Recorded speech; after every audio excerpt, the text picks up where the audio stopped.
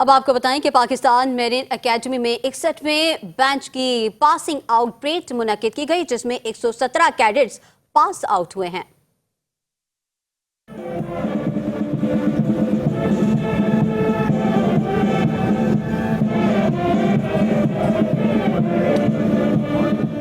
Pakistan marine academy میں 61ویں بیچ کی passing out parade میں کیڈٹس کے اہل خانہ، مسلح افواج اور دیگر اہم شخصیات نے شرکت کی اور دوران تربیت نمایاں کارکردگی کا مظاہرہ پیش کرنے والوں میں انعامات تقسیم کیے گئے۔ کمانڈنٹ پاکستان میرین اکیڈمی کوموڈور رضوان علی نے اپنے خطاب میں کیڈٹس کو مبارکباد بھی پیش کی۔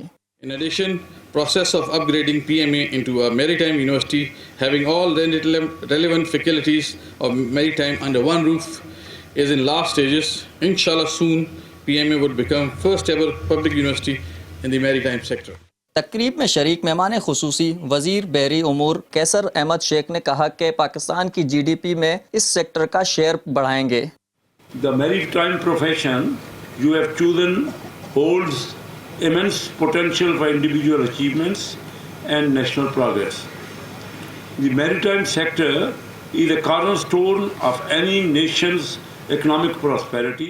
کامیاب کیڈٹس نے کہا کہ وہ اپنی صلاحیتوں کو بروئے کار لاتے ہوئے کیریئر میں کامیاب ہوں گے، جبکہ اہل خانہ بھی خوش دکھائی دیے۔